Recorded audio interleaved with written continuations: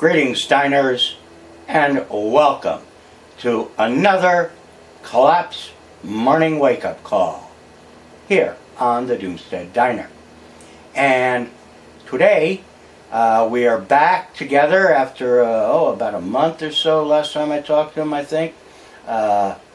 Jason Heppenstall of the blog 22 Billion Energy Slaves, who I have been friends with, co-blogger with, and so forth.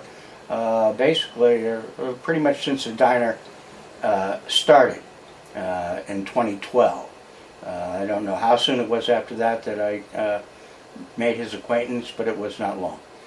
And so we have a long experience together, and we're going to catch up on some of the things that Jason's been doing with his life over these last years. And not so much a political broadcast today as we did last time, talking about UK politics, which we're all fucking sick of. We're going to talk more about how each of us individually is dealing with and handling the progress of the collapse of industrial civilization. All right, well, that's enough intro. So, without further ado, here's Jason. Jason, say hi to the crowd. Hi there. Okay. Hi.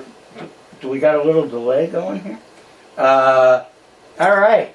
So, you are now, once again, unemployed. You left your job that you have in England to pursue more personal projects, I guess, and so forth. Tell me about that. Well, I like to call it self-employed. Because you look at the unemployment figures now, and they're at like 45-year lows or 50-year lows or historical lows, and of course, a lot of these people are not employed as such. They are unemployed. If you look at the way they used to measure it. So I like to call myself, self-employed. Self-employed. Yeah, I left my job last week, and now I'm doing everything. Okay. I know that they probably do the same thing with the unemployment figures there that is done here, which is if somebody's been out of official work for 6 months, they're dropped off of the denominator of the unemployment percentage. So the figures are very misleading. They're not. Some people have been unemployed so long that they've given up trying to find a job, and but they're no longer counted as unemployed. They're still unemployed, but they're not counted as being unemployed. But at any rate, so what about the financial hit for you leaving the job? Does it affect you much financially? Yeah, I mean, it does affect me financially. My wife works, so I'm lucky in that respect. She works in a hospital, and she can pick up any extra shifts to pay the bill. I've got a tiny bit of savings, probably enough to last me about a month, maybe two. But really what I'm trying to do is hit the ground running and get some sort of freelance work going, doing editing and freelance writing jobs.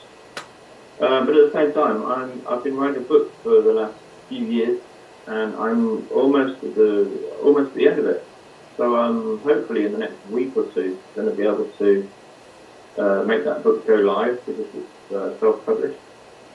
And I'm really hoping that I'm at least going to earn maybe a month's wages from the royalties on that.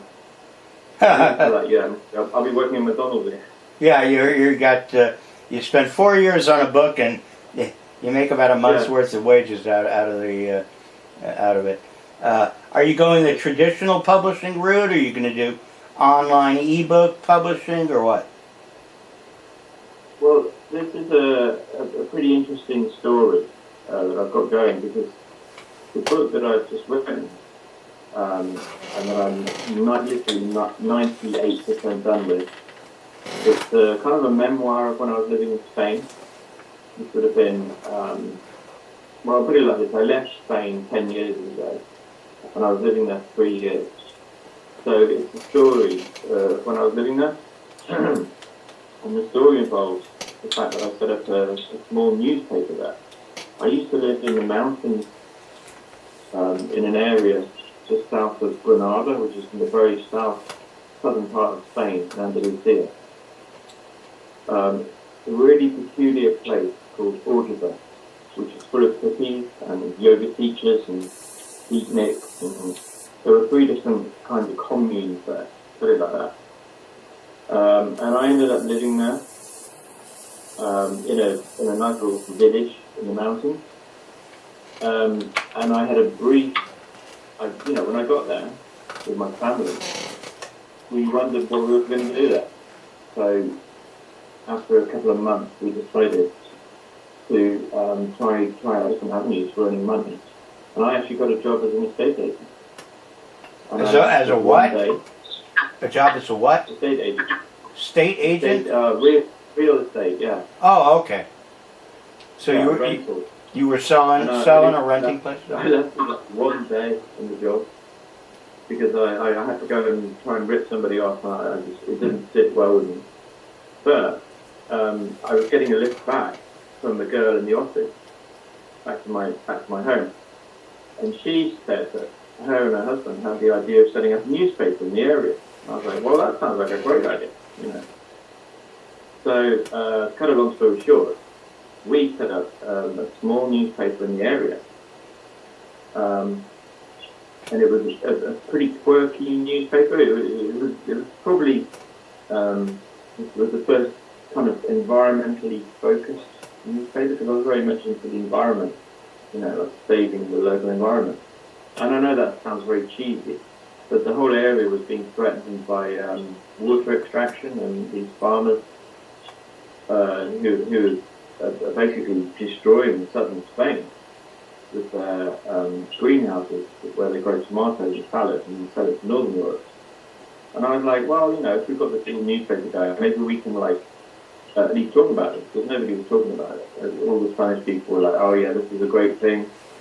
It's jobs, it's development, blah, blah, blah. Right.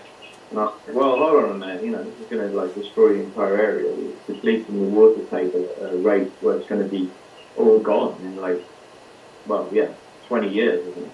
How long ago was this? What year are we talking? 90s? The year was 2005. Oh, okay. So a little over a decade, 15 years. Okay. Yeah. So I mean, even now, the water table down there has dropped precipitously. But anyhow, we set up this small newspaper in our local town, which is full of beatniks and hippies. And the story I wrote was really about that. I mean, it's quite an incredible story, if I say so myself, because it's now the biggest newspaper in Spain, foreign owned, that is. And it actually had a part in bringing down Tony Blair's government. No kidding. What kind of part did it play?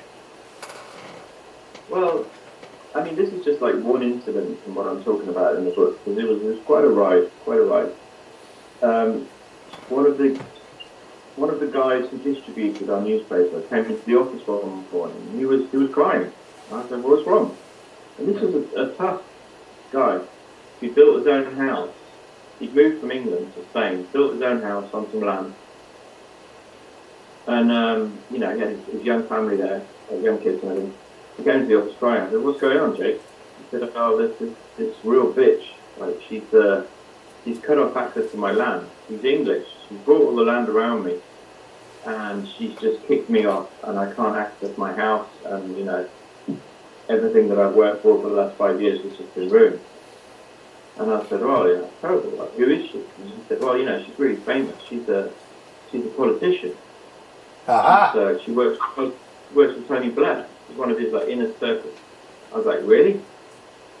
So what happened was we ended up going down there, and we found out that there was this woman who literally lived next door to this guy. This is in a very remote area, I might add, in the mountains. There was nobody else around in the whole area, apart from a few villages. And she had put up a sign on his land saying no access. So she'd written it on a notepaper that had the House of Commons, written at the top with the royal seal and everything. So this was like, here was a British MP in Spain ordering people off land in Spain, and not just this guy, but the local Spanish villages. She was bossing people around using notepaper that had been stolen from the House of Commons. Ah.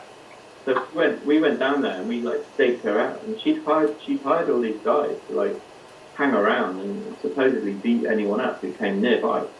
So we went down and we found out where she lived and everything.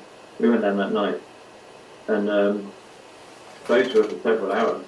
And one of the people that I was setting the newspaper up with, he was actually like a real journalist, not like me, who's never had any experience in it. He worked for like big newspapers in London in the past, and he like picked up on the story and interviewed her and forwarded the story on, and it started this huge news story that snowballed into something called the expenses scandal. Because this woman was called Margaret Moran, and Okay. she was the prime culprit in this whole scandal that ended up bringing down Tony Blair and his government. Awesome. Well, that So it was like the first domino, and somehow like accidentally pushed it over. It was just completely random. It could have happened anywhere, but it just happened to us. well, that that's again serendipity. These experiences you get in your life that you don't expect, but they can be transformative in many ways when they do happen. At any rate, let's backtrack a little further. Well, not quite yet. When you to get down to Spain, before that, I believe you were living in Denmark. Is that right? Before you moved to Spain? Yeah. I got the order right? Yeah. And, when you were in Denmark, you had, basically what seems like a dream job to me, because I love travel and whatnot. You were working, I think, for some kind of travel magazine, and I remember a blog that you did, traveling down to Africa and so forth. Tell me about the job, first of all, and then and why you left. Well, okay. I mean, I have to backtrack even further then, because I lived in Denmark twice, and the first time I lived in Denmark, the reason I lived there was because I met my wife when I was travelling. Thing is, I grew up in a very boring, sort of lower middle class, suburban background, and I was expected to have a boring job and all this sort of stuff. In the Midlands in the UK is not known to be the most interesting areas. So I always had this like urge to escape and travel the world, and I sort of indulged that quite a lot in my 20s. And in my early 20s, I went to Australia, and I bumped into this Danish girl who I ended up marrying. So fast forward a few years, and I'm living in Denmark, and everybody thinks Denmark is like this sort of utopian paradise. And for the first year that I was there, I thought it was great. I loved the fact that it seemed to be so liberal, and you could seemingly do anything you wanted. You could like walk around drinking a beer in the street. You could, I don't know what else. You could go down to Christiania in Copenhagen, where marijuana is, openly sold and smoked. Well, actually, So, you know, when I was there, they were very, selling hash yeah. mostly, more than weed. And I smoked a lot of hash Yeah. in Cristania. Yeah. Yeah. But at any rate, yeah. Oh, now what? Now again, let's get a timeline on this. This first time Yeah. down there, what years are we talking about? We're talking nine. Let me think. I moved there on September the 12th, 2001. Okay. Right. So it was a very momentous time. I mean, I met my wife traveling. I was off traveling around the world for about a year, and then she came back to England with me, and then I worked in London for I think 2 years or something, and then we moved. The company I worked for, which was a natural gas marketing company, was taken over by a much bigger company, and we were moved up to the Midlands, to Coventry. And then I moved with them, and I worked there for about 2 years. But it was a big corporation. I don't like working for corporations. I was working on night shifts a lot of the time. 2 years as a trader. I was trading natural gas on spot markets. And Fun. yeah, it was fun. It was kind of like a very slow-moving computer game. But it was kind of fun in a way, but it was a big corporation, you know, and I didn't really pay for it, but I was grateful for the fact that they paid for my house, you know, like to move there and all this sort of stuff. And I saved up a lot of money, and then I quit, because I like quitting my job, you know, I keep proving again and again. I've done that a few times. Yeah, we travelled around the world 2 whole years, and we travelled all over the place. We got the train from England to India. We couldn't, unfortunately, make it the whole way because we couldn't get through Iran because of the visa issues. But then when we got to India, we travelled around Southeast Asia, and then flew on to South America. And we travelled around South America for a long time, Central America, and then eventually we went to North America briefly, like for about a month or something. We were in like San Francisco, Los Angeles, and then back home. And then I flew from LA on September the 10th, 2001, and we arrived back in the UK on September the 11th. Wow. And I literally went to my father's house, and I hadn't turned on the TV for about a year at that point. I've been travelling in remote places, and I remember getting up in the morning at my father's house, and I turned on the television, and there were these planes flying into the World Trade Center. Sure. I was this is crazy. I was on the road. Those were my trucking years when I was over the road trucker, and I remember clearly, of course, myself. I was in a rest stop in Tennessee, and I woke up early in the morning. I heard on the news that there was something going on at the Trade Center, something big.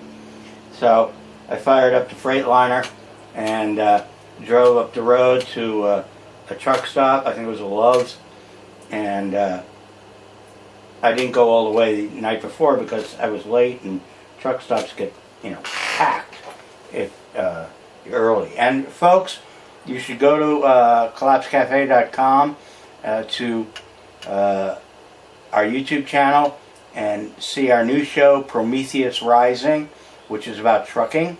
Okay, it's one of our new shows, along with the Collapse Morning Wake Up Call and the Cooking Zone. So stop by collapsecafe.com, and we welcome you. I am a vlogger now. I'm no longer a blogger. I do video. Okay. All right. So that's enough promotion for me. So anyway, I get into the Loves, and the first plane had already hit the building, and it was, I don't know if it had collapsed yet. I don't think it had quite collapsed yet. And then I saw it collapse live, and everybody was glued to the TV. And then, I stayed there, and then a couple hours later, I don't know how long it was, the second plane hit, and I lived there. I lived within walking distance of the Trade Center when I lived in Hell's Kitchen in my earliest years, and I worked in an office in Merrill Lynch when I was working as a risk analyst. I had a view out the window of my cubicle to see the Trade Center. I could see it was literally 200 yards away from the Merrill Lynch building. And I was, I'm not sure if it was one morning when I was there, if that was while I was at Merrill Lynch, or maybe as a Drexel, or maybe I was actually not in either of them, but I just was in the area. But you remember Philippe Petit is a wire walker, and he strung a cable across. Yeah, I saw Philippe Petit out there walking the wire, and that was quite the. Everybody was around. It was something else. Another bit of serendipity. But at any rate, let's enough with me. Let's get back to you. So, okay, you're back. Yeah, I moved September the 12th, 2001. And up until then, from the 1960s, Denmark had been a very liberal place. But then, because of September the 11th, the Prime Minister decided to call a sudden general election there, because he thought that everybody was scared that he would get voted in again. But it backfired, and the right wing, very right wing, got in. They were very anti-foreigner. So all of a sudden, I found myself in a country that is all of a sudden very right wing and anti-foreigner. And they didn't give a shit whether I was from England or Afghanistan. A lot of people, they were just like, "You're not a Dane." So whatever, the first year or so was great. I loved living there. But then I found out it was very hard to get a job there. So I think I lived there for 4 years. And we were kind of lucky in a way because my wife's grandfather died. It's actually very hard to get a house in Denmark, believe it or not. You can't just go and buy one. No, I believe it. I know that their real estate market is tight. It was, even 15 years ago, or whenever this was, 20 years ago, there was a huge waiting list. So anyhow, my grandfather died, and we managed to buy his house out. So we lived there, and we had our kids there, 2 daughters. But then it was a very straight-laced place to live, and we met traveling the world, and we were kind of free-spirited still. So we wanted to go somewhere else, and we ended up going to Spain, because I read this book by an author called Chris Stewart. He's an English bloke, and he used to be the drummer in Genesis, the original drummer. And then he one day he moved to Spain to escape Margaret Thatcher, and he became a shepherd, living in the hills, penniless shepherd. Then he wrote a book about it called Driving Over Lemons, and I read that, and I was like, oh, let's go to this area. And fast forward a couple of years, and we ended up moving there, and I ended up making friends with him. He was a neighbour of mine, and I started a newspaper. He worked in the newspaper. Then we had all these adventures with the newspaper. But that all came to an end when the financial crisis hit, 2008, because all of a sudden the advertisers stopped paying for their adverts. So the newspaper, which I was learning, it was a very difficult business to run because newspapers just don't make any money. That almost folded. So unfortunately, that was the end of our Spanish dream. We had to move back to Denmark. The idea was that we might move back to Spain one day, but then the crisis got worse and worse.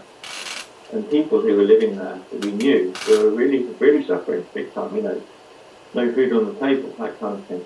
Right. So that was like a mini collapse. We actually ended up pretty much homeless at that point. We ended up back in Denmark. We had no money.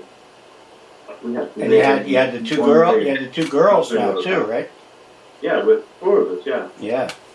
Yeah, that's really rough when you're Right. you're down and out and you got kids. Careful. I mean, and for that next year or so, because I moved back to Denmark and I got a job instantly in a newspaper there because of my experience in Spain. And I started right at the bottom. I was doing the layout in a horrible office, like in the basement of a building in the middle of Copenhagen.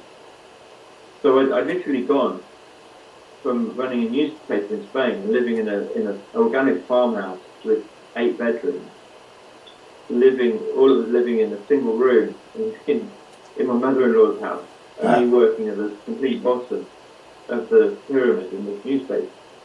So I was, I found How the mighty have fallen. couldn't afford a coffee for a year, So yeah, that was a shit time, but I did manage to work my way up a bit, and I became the editor within like 2 years, I think.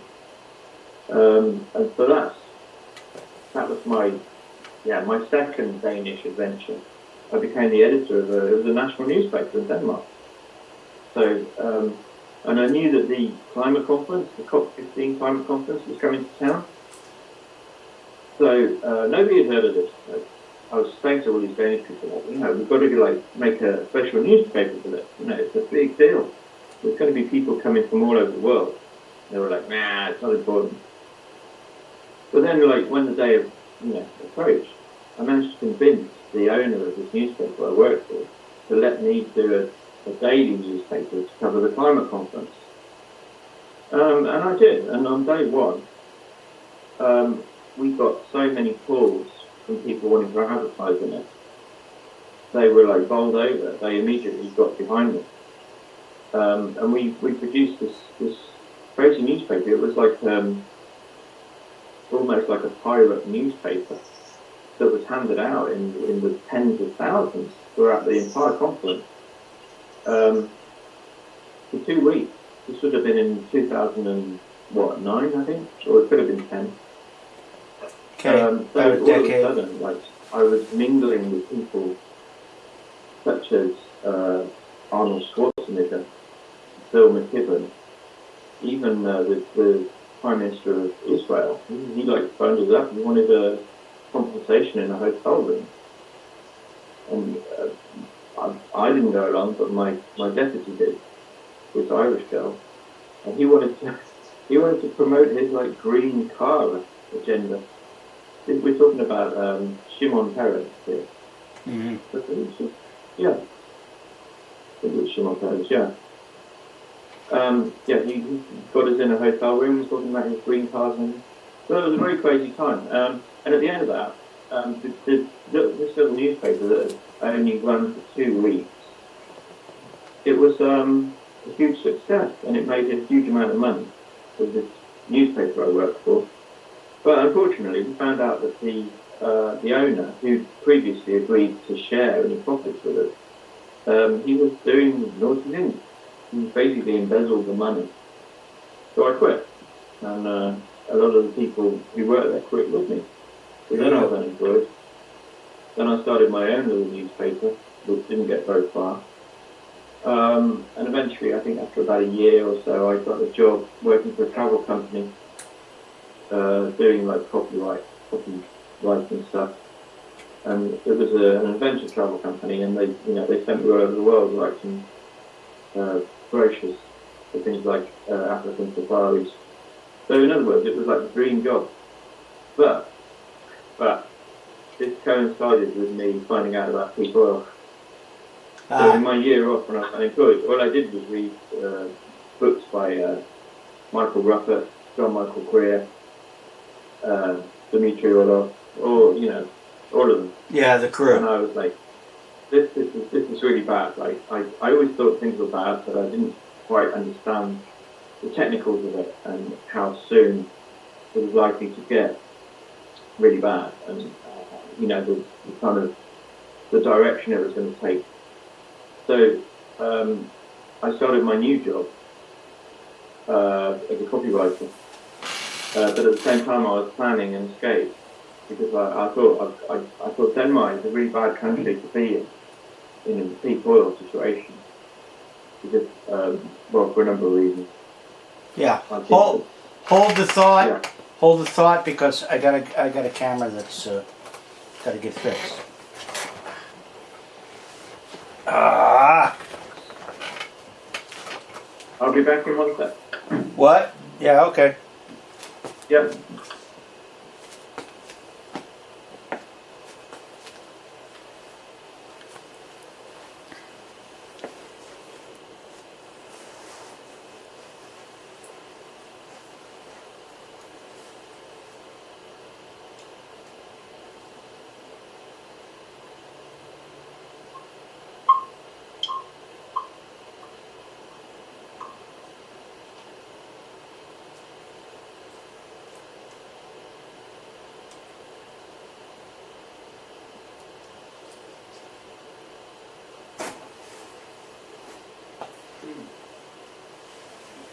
Da-ba-da-ba-da.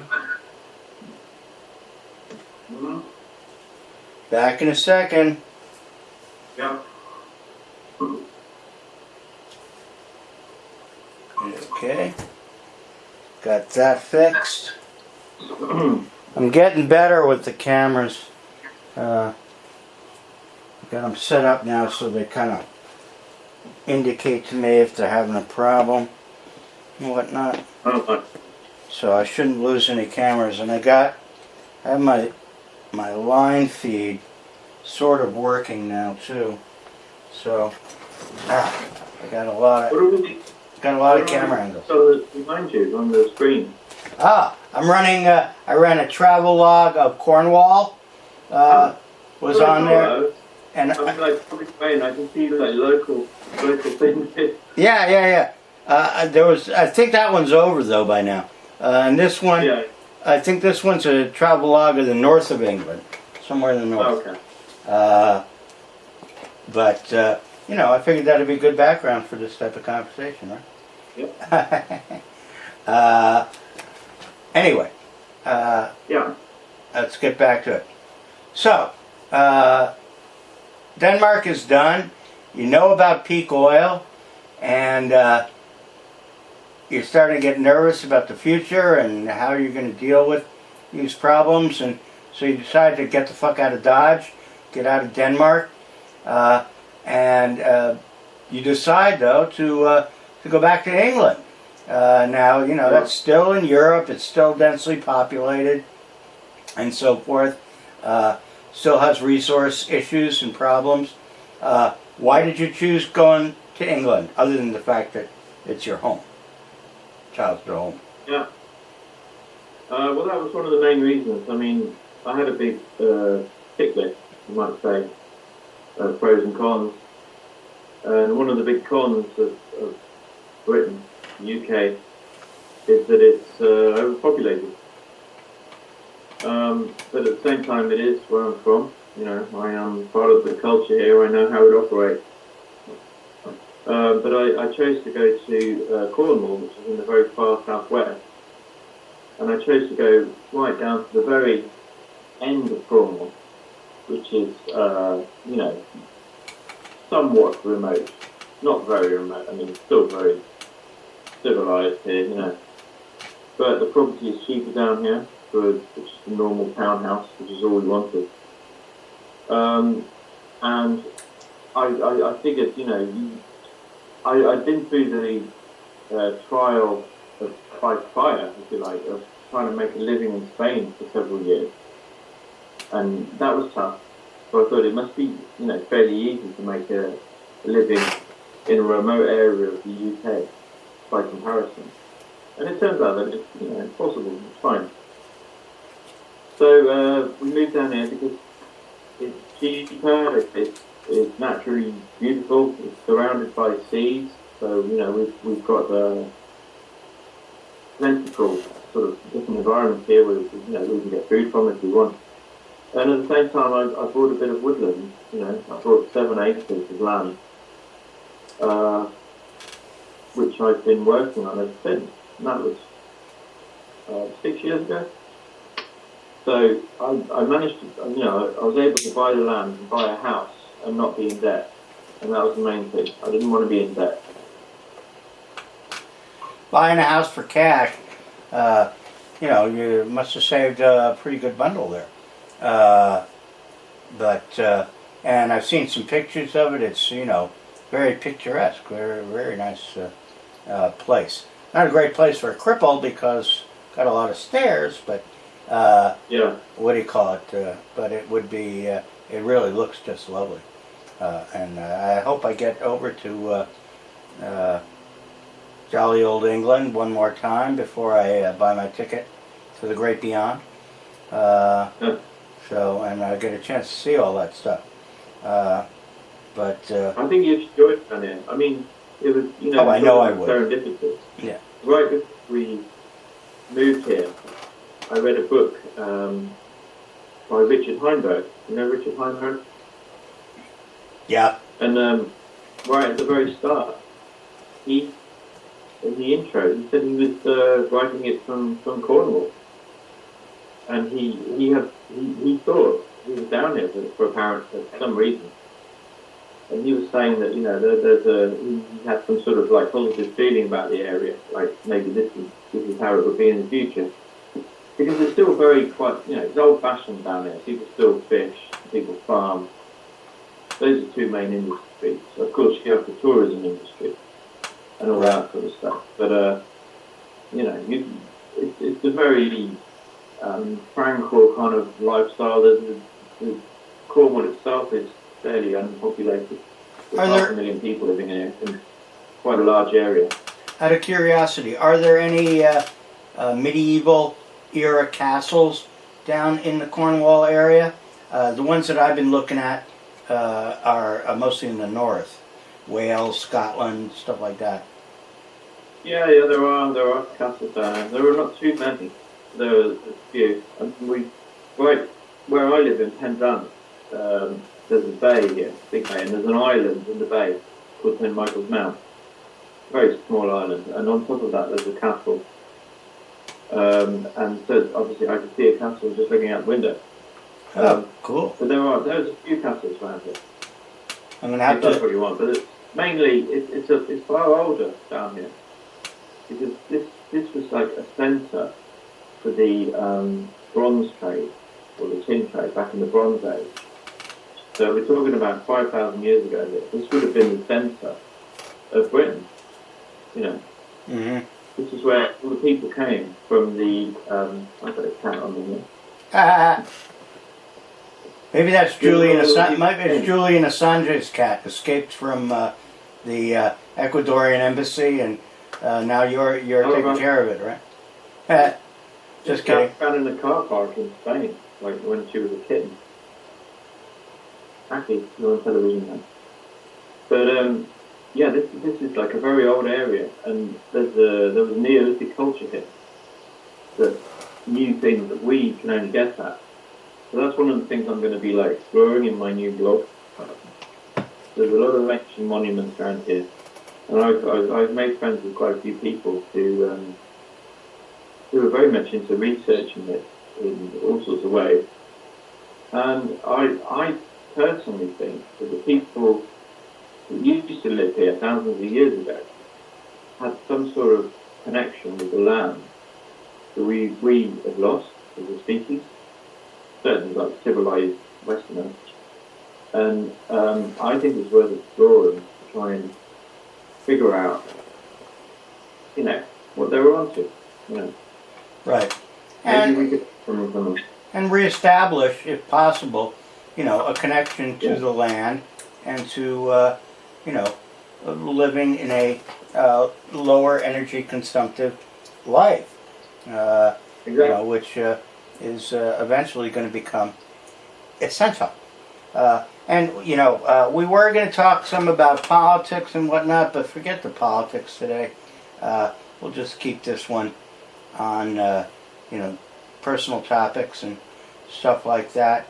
And we were also going to talk about coppicing and your wood lot, but let's save that one for when you get out on the land and we kind of do a Yeah. remote.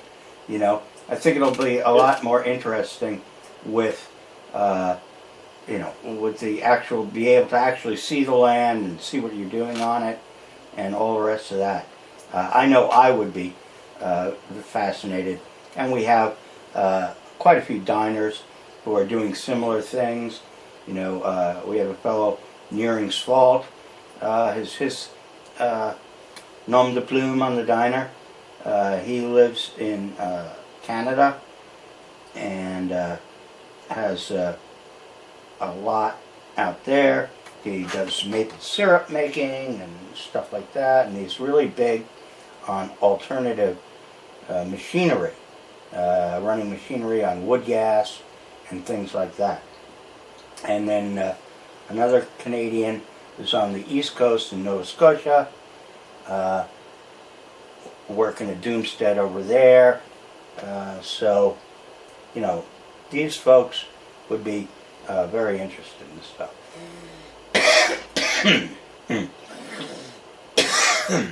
All right. Before I choke to death, or cough my way to death, we'll wrap this one up for today. And I want to thank Jason for being with me again here on the Collapse Morning Wake Up Call of the Doomstead Diner. And we'll be back again next week. I think I'm going to be talking to George Mobus, who's a professor of computer science and systems engineering at the University of Washington in Seattle, although I believe he's retired now, so he's professor emeritus, which is a nice gig if you can get it.